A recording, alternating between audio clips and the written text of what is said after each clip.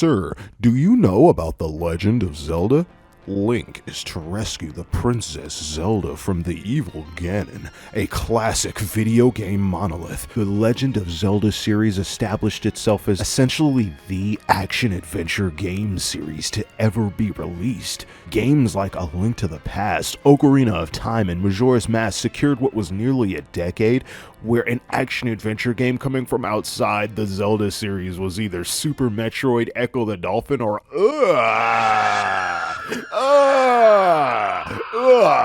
Nintendo, in their 30-year conquest over the games industry, eventually found themselves at a turning point in the franchise. Sometime after the release of Skyward Sword in 2011, players were becoming more and more unhappy with the more and more linear direction present in the state of Zelda games at the time. Jump over. This one 3DS game, I don't like it. Ew. To the release of Breath of the Wild. Breath of the Wild took an already exploration-driven design structure and crafted a game engine that allowed for the player to create their own gameplay variety via physics and chemistry systems not previously found in gaming. Although this game was impressive and led to critical acclaim, it still felt lacking towards its stated goal and felt like a few big flaws held it back from being something that truly stood the test of time. The test of time. So, 5 years pass. Gamers are scared. Gamers are scared. When suddenly, the next Zelda game is announced to be Tears of the Kingdom, a direct sequel to Breath of the Wild. Expanding on what the original game brought to the Zelda formula. Gamers are ecstatic, but gamers are confused. Questions arise. So soon? Link can fly? The same map?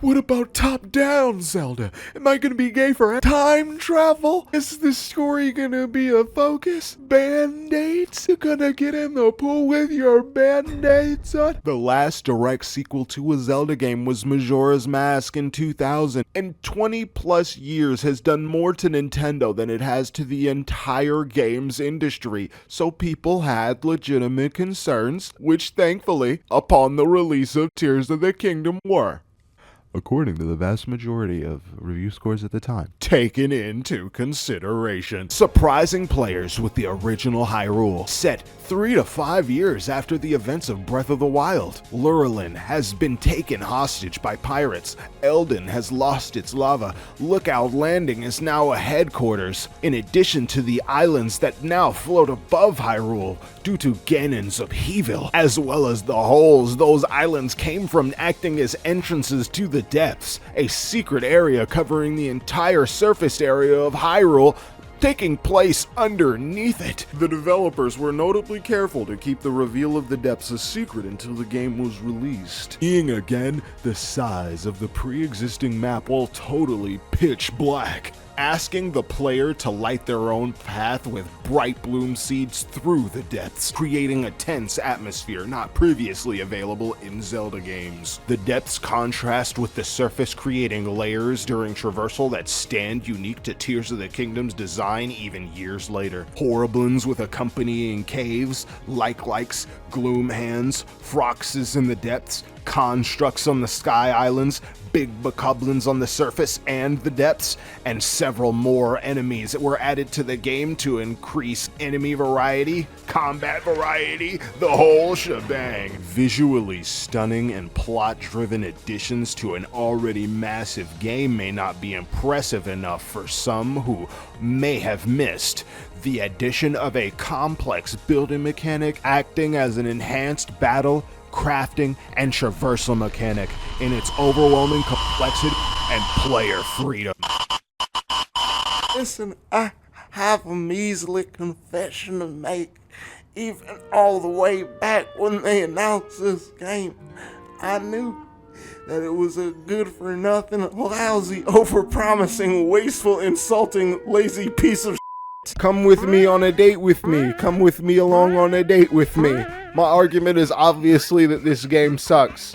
and I don't want to waste anybody's time here. This game is gigantic on purpose to make criticism of it more difficult, so I'll just... Why don't you lying? Why you always lying? Oh my god. Stop lying.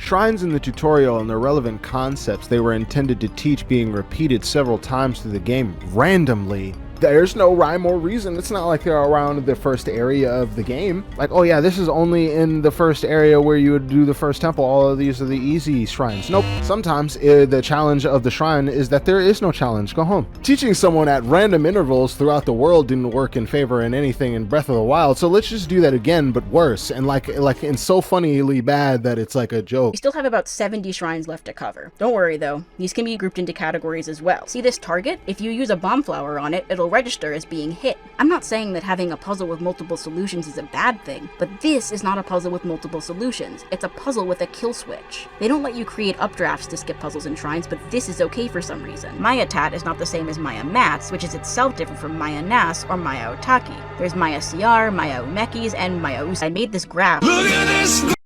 Traversal. Traverse. Putting points into stamina early, being definitively punished by the main storyline progression. This is something I fell into, and that I'm uniquely very familiar with, as I did this in Breath of the Wild in order to traverse more easily throughout the game, and as through many playthroughs of it became very comfortable for me. And I imagine a lot of players who got comfortable with not being hit in Breath of the Wild are so comfortable with the battle system and the flurry rush that they never put any points into health, and it never really stopped them unless they wanted to get the Master Sword, which is optional to completing the game. And in this game, if you do that, you cannot beat the game. They're expecting you to have 10 hearts by Ganon, and unless you know, like, pretty much looking up everything about the game, then that's not going to happen for you. You have to play the game like how they want you to play it. You pick one decision. Either completely sacrifice your time to Nintendo and play this disrespect to your time, or look it up and understand that this is not designed to actually be considerate of your fun or time. Ruin it for yourself, or stay in fairyland. With the Link to the Past and the extrapolation of having to make everything in 3D and the player having the ability to just decide to go above the obstacle, I'm imagining was a very similar level of hypothetically daunting to develop. Ocarina of Time, when it came out, didn't feel like we're gonna need 20 more years to decide whether or not this game is good because it's too big. No. Everybody knew immediately when it came out, this is something profound, is remarkable. Not a game of its style or scope or scale, but on the game of where it's trying to extrapolate things that have not been extrapolated on before. You can do all of this in another game. There's comparable extrapolation for everything that Tears of the Kingdom adds. Reoriented the way that you're supposed to traverse a world in an open world setting. And Tears of the Kingdom has no answer for that. You've made Minecraft and put it into Zelda. The thing that made Breath of the Wild cool was because nobody, under any circumstance, could have done what Breath of the Wild did before it. Nobody was even trying. The story and the game. Unfollowable video gaming nonsense rooms where there's no plot reason thought about for why they exist. You will be in a room and you will be asked to not question why, or else get the answer that they just don't give a f***. All NPCs are wasteful of your time, if not more prevalently, your enthusiasm for the Zelda universe. Some of these voice actors are ironically funny, and God bless them, they were in Breath of the Wild. They are so gosh damn bad. They are definitively annoying, each and every last one. Just suck. Every character, and by extension, nearly every side quest in this game is some flavor of annoying as fetch ass fetch quest. Maybe even worse. A lot of them involve tedious, time-consuming building, like the Koroks or some deplorable go and get me my other bandmates bullshit that I will never play. Maybe the sign guy. He's cool. I like the sign guy. They are implicitly only there to hold a sign and nothing else. They're pretty cool. Every other NPC is valueless, and nothing of worth is said. Every character in this game sucks. Zelda sucks. Zelda's British for some reason. I am not French. I am not British. Zelda's not British. None of these characters are from any actual real-world place. Why is Zelda for some reason from the real-world kingdom? Why is she from the United Kingdom? Why are a lot of the characters in the game for some reason from the United Kingdom? I could eat a bomb of Dodongo. That should be how video game characters talk for the rest of it. The change in world from Breath of the Wild to Tears of the Kingdom, plot-wise, may be questionable, although it did bring with it a series of changes to the toolset available in Tears of the Kingdom. Instead of ascending on a gust of wind, you can now gain a boost of speed while gliding. Instead of pausing things and launching them, we can now rewind time on objects. Instead of making ice blocks out of water, we can now ascend through any ceiling. Instead of bombs at will, you can now fuse any weapon to any object. And instead of moving things with a magnet, we now have the ability to build constructs with Ultra Hand. Check this out. Does the constant slog of going from point A to point B get you down? Don't you wish there was a better way to traverse? All you have to do is hit that L bumper and brace your bumper, because now you can drive a car. These changes make a gigantic difference, potentially making the already near endless list of globally active systems overwhelming to the reviewer, let alone the player. But, and I don't say this a lot, but let's see how this is a good thing. Its building system allows you to take any item you pick up in the game and use it as a material able to be fused into another material. It's like green glue stuff. It's green. I like it because it's green. In Breath of the Wild, if you saw something interesting in the distance, your fastest means of traveling there was to float on over there. Every time. No matter what. In Tears of the Kingdom, boom, now you have a car. Now you have a boat. Now you have a plane. Boom. Look at all that. Look at that boom right there. I did that. That's me. I did that. Aren't you proud of me? It presents avenues of traversal that can only be limited by what you can imagine. Enemies will sometimes be riding Zonai cars. Yeah. Yay. It's so deep you could make an entire game out of it. But guess what? They didn't. This is how this is a poopy bad thing. 19 times out of 20, it's not boom, here's a car. It's boom. Son of a... Hold on. Boo. Come on. That should've worked. Boo. You. Okay, car now. We have a car. The game knows this about itself, begging the addition of the auto build feature, allowing you to create constructs along a blueprint and not have to go through the time-consuming process of building a new car every time you want to. While the game is broken with the absence of this feature, it also creates a weird internal disconnect between creativity and efficiency. I'm preemptively doing math problems to be more efficient. I'm always using one kind of auto build to maintain efficiency. The only reward you get for the most creative construct is if you advertise for Nintendo Online, if you enjoy breaking the game and making the whole difficulty structure of it even more questionable than it already was. It's not fun to focus on efficiency, but it creates the illusion of fun because it takes up your time. I'm just kidding. That's not the real argument. Efficiency is subjective. Rather, it's not a traditional game. It may seem like a long list of complaints. It may seem like a long video rant instead of a video essay, but that's exactly why the non-traditional structure of this game is presented in this way. Again, Skittybitty made a great video where they go deeper into what I'm referencing here. This sort of reorientation to the design structure was a deliberate and nefarious decision to confuse and distort your inherent interest in a complex gameplay experience over the longest time possible. Jargon. Now on the flip side, the game clearly has strokes of genius that overlap in its design structure, where you can freeze squares of water with ice fruit, or you can collect a lot of apples using the auto build feature to pull them off of the trees, or you can shoot a dragon out of the sky and fight it on the ground. All of these aspects of gameplay are all globally active systems in their own, at the same time as having meaningful impact at the same time. It's almost impossible to get footage of all of these happening at the same time, but trust me, you can do that. These are the sorts of factors I'm imagining were going through their head when committing to creating a sequel to Breath of the Wild. In actuality, I don't know what they were thinking. It needed these moments in much higher quantity to justify it. Why do I gotta hold forward everywhere? Maybe hit A every 15 seconds to make it a bit faster. Why are horses like a useless feature? I just want to go to where I want to go. I thought auto build was supposed to fix this. Just because the scenario is wondrous doesn't mean the game is actually being wondrous. What's gonna happen next? I'm not gonna get any ability that can beat a bite when I get there. I can just rubber band my controller and walk away. Is that wondrous? You can already heal infinitely at any time and teleport anywhere on the map anytime that you want. But here, if there were too many islands, the sky would look cluttered. Oh yeah, that's not a problem. I like that it's boring. Or better yet, what about a real solution to this issue, huh? Like clouds providing a sort of supercharge to the Zonai devices you fly, making them go faster. Or like having the Ritos operate among the sky islands. Some passerby Ritos could be capable of offering assistance. An opportunity for the player to creatively combo boosts from one another in a satisfying way. Like in another well-designed element from some other game. Are you talking about me? Yes. I am, Skyward Sword. Let's give you your flowers, Skyward Sword. You didn't make it so that getting from place to place feels meaningless, and that it might as well not be there. Give me a hug, Skyward Sword.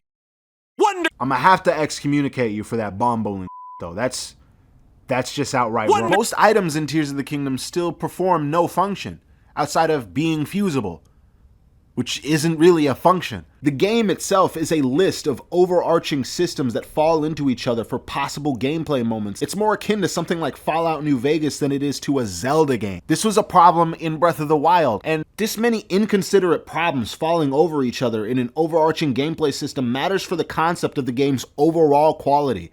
You can't design a level structure around something where you can just create stairs, where you can just fly above the obstacle, and it might as well not have hindered the player at all. You can't just create stairs, you have to grind for those. There are actually caves that add depth, and the map is way more varied than you're giving it credit for. You can actually find horriblins in caves. Okay, sir. I don't know why people be clicking on video essays. You made your mind up already. I don't know why you even let me make this argument. Get out of here. Just get out of here. Don't make me do it. I'll do it. I ain't got nothing to lose. Breath of the Wild's biggest problem when it released, like a lot of modern open world games, shared the same problem of not having feasible enough rewards, or reasonable enough rewards, or having it feel like you didn't waste your time. Having it feel like you put an hour into a game and you weren't rewarded in the game in any way, and you didn't even really make any progress. Games like Elden Ring and Red Dead Redemption both share this same issue. If you like the game and you want to have fun with it, that's great. I support you fully. You can't figure out if a game is good or bad with the goal of just letting people like things. Tears of the Kingdom is bad. If you think it's not bad, you're wrong. Items must be from the menu, chosen to be held, and transitioned out of the menu in order to be fused in the game after switching into the ability Fuse. Not being able to fuse the weapons or many items, etc. in the start menu for several other unacceptable hyper-specific problems somebody obviously should have seen. Sages activating at unintended times and costing progression as well as making them cumbersome to turn on and off. They're just overall unpleasant, funny, and unpleasantly funny. Gosh, man, Minecraft. Where are the creepers? Why does it take me 3 years to mix things together? Why does my oven disappear after one use? Why can't I just use a hammer to dig through this mountain? Why should I care if I can fly everywhere, if everywhere I fly takes away my ability to fly everywhere? Tulin was supposed to be with you walking up the pathway to the first temple they expect you to play. You're supposed to have Tulin with you. The first temple and its entrance is locked to the player if Tulin is not accompanied with them. If you don't talk to Tulin at the base of the mountain, in this gigantic game world, you can't find Tulin, then you can't go to the first temple. There's no marker for Tulin, there's a marker for the temple. Purposefully looking at the player and laughing at them and pointing at them and trying to give them like a virtual wedgie. Fighting. Combat. Fighting. Combat. Combat. Combat. Combat. Combat. Fighting. Combat. Yeah, combat. Yeah, combat. All right. Durability not being fixed. The fact that they just left it entirely unchanged and that they added things to the weapon system instead. The biggest you. I can't imagine a bigger you. I'm going to play Breath of the Wild anyway because it's at least not going to make fun of me for being right. Like a weirdo. Like a weirdo. Like, yeah, I want to keep the weapon I have. You're gonna just treat me like a weirdo now? You're gonna look at me and be like, nuh-uh. Nah, you gotta be more willing to give up experiences. That's why you're sitting here playing Breath of the Wild for 100 hours. No, I like that weapon. It was a good weapon. Why did it break? Why can't I avoid it breaking? Why do I use it 10 times? Why did I bring it out of my inventory and I never used it? And then it's broken. That's a problem. That should never happen to the player, but it does to every player. That's bad. You not fixing that is bad. Guardians were a large portion of why Breath of the Wild's open map made sense, and they're gone. Why? Why is nobody here in these open fields? The big bokoblins need a bunch of room to just jut around and fall and ragdoll around? Regardless of if it makes sense within the game world for there to be these gigantic walking turrets, the game is designed around it. The world is flat. Why is nothing in their place? Another Nintendo game would not have this little a level of polish. This is embarrassing. Not only are there not Guardians, but Lynels. You can just pull out an item and remove the most challenging enemy in the game. And there's no patch. And there's not a way that it was fixed. And they just said, F it. And they just said, deal with it. Oh, you don't like that? Don't do it. Huh?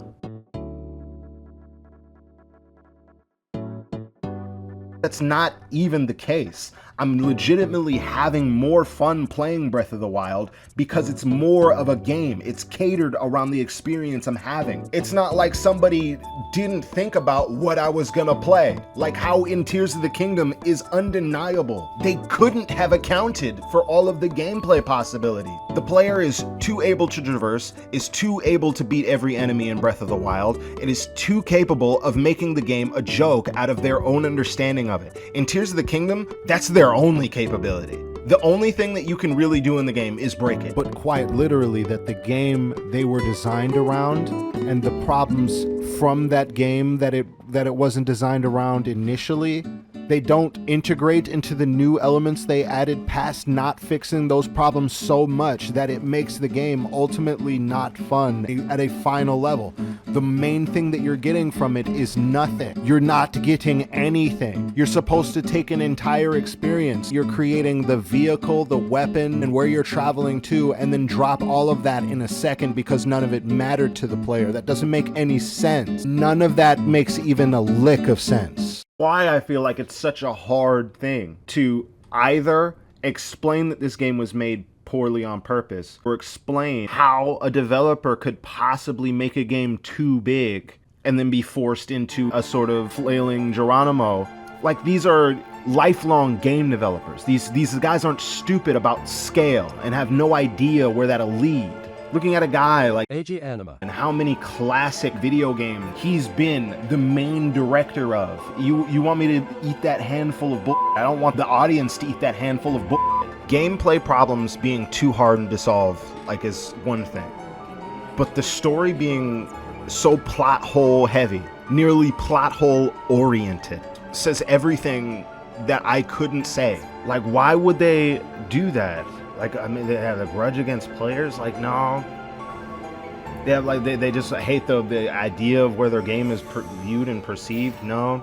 It's kind of like that, but not exactly that. Breath of the Wild was way too brave of a game. It made too much of a precedent that they needed to actually evolve it. It was a really, really scary thing to evolve the series that quickly and that broadly, not only in gameplay, but in story. They had to tie their series back into something that was more friendly for not only kids, but an outside perspective of this game having no real point. If a game had any real point, that would be very bad for a company who has to sell toys. Things that are new and fresh to them are not to the vast majority of players. Am I gonna be the stupid idiot who looks at a game's advertisement being confusing as an accident? Yeah, a multi-billion-dollar company just wanted to advertise their game in a really confusing way on accident. They just wanted to confuse all the people who were about to buy a product because it helps for the consumer to be confused about what they're buying.